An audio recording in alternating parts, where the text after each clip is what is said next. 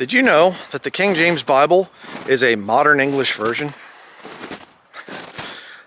No, it's not. It's archaic. It has all these archaisms in it and whatever else. No, actually, the King James Bible is the result of many years of the English language forming and changing and whatever else to give us the best, the very pinnacle of the English language. In other words, it's not that the King James Bible is about here and then the Revised Version and then the American Standard Version and the New American Standard Version and the NIV.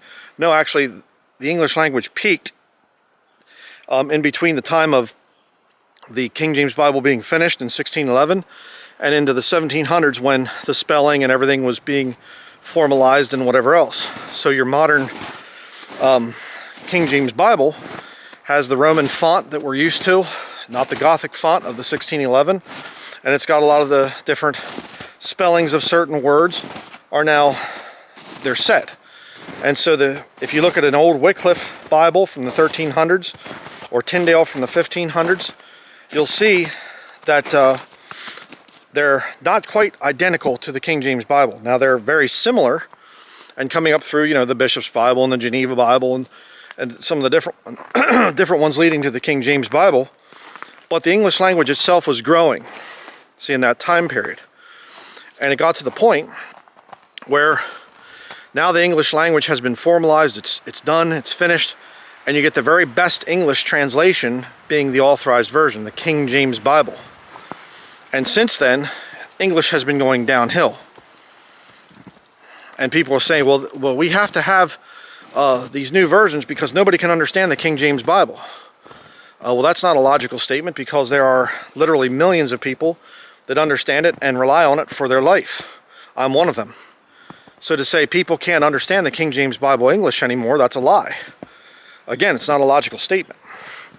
But there's another big problem, another glaring inconsistency with this argument of, oh, well, the King James Bible, it's too archaic, it's too hard to understand. The other big problem with that is there are actually words in the new versions that are more archaic than the King James Bible. Wait a second. How is that possible? Oh, it is, and I've done studies on it. All right, and you can look it up. There's archaic words in the Authorized Version, I think is the name of the book, and it has a huge list in the back of many places where the King James Bible has a simple, easy to understand word, and the new version comes out and makes it more difficult. I can give some examples of that and things. I'll do that at the end of this video. But it amazes me that the hypocrisy of the new version users, they'll just kind of ignore this whole thing. Oh, well, they'll make fun of the archaic words, or what's the one fruity guy? He says they're familiar friends or unfamiliar friends or some kind of thing like this. Some fruitcake that comes out against the King James Bible. And I'm just saying what he is. He's effeminate. But he comes out and he says about, oh, there are certain words that have changed meaning over time. Oh, well, what about the Greek and the Hebrew that you hold up in such high regard?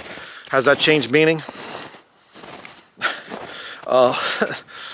Their points just fall apart. But if the new versions are only about updating the English of the King James Bible, then they would always use modern words to replace the archaic words of the King James Bible, and yet they don't do that.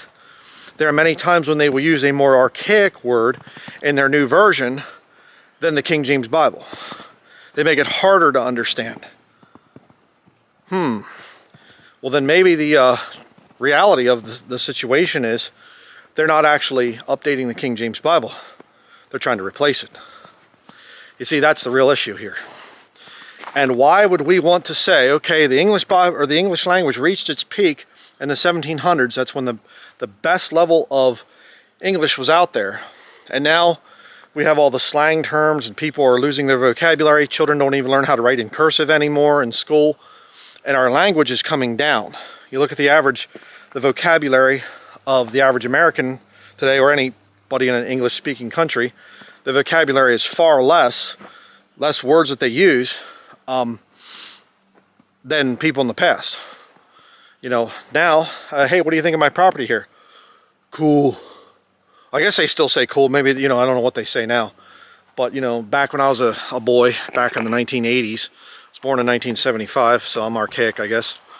But back when I was a boy, it was, they'd say rad. It's radical, it's rad. And then it was cool. Are you happy to be here? Yeah, cool. Do you want a Dr. Pepper or something? Cool. Do you want to get pizza tonight? Cool. Everything's cool. The language, the vocabulary is coming down. And it's not cool. Okay, that's a bad thing. It's a sign of a society collapsing. It's a sign of people, when their language falls apart, they fall apart. Morale is going down. Not just morality, but morale is crashing. It's a terrible situation. So, just wanted to put together a little video, and like I said, I'm going to add on to the end here. I'll put a little thing about showing some of the archaic words in the new versions, and they have lots of them. It's not just one or two places, it's a lot of places where the new Bible versions actually change easy to understand words in the King James Bible into more archaic words. Alright, here we have the book I was talking about in my walk and talk video there. And basically he goes through and he shows a lot of the supposed archaic words in here and defines them. And then he shows that how the new versions change it and everything, how they'll write it. And then the really interesting thing is, and he'll even show some times in here where he's defining the word, he'll show where mainstream media, modern media actually uses the supposed archaic word of the King James Bible, proving it's not really archaic. But then you go into in here where he compares a lot of these. Like right here you have archaic words in the NIV. And like here you have the King James Bible. Here it says voice. And the NIV says acclamation. So yeah, voice is too hard to understand. You have to go with acclamation. And he goes through a whole bunch of different things in here.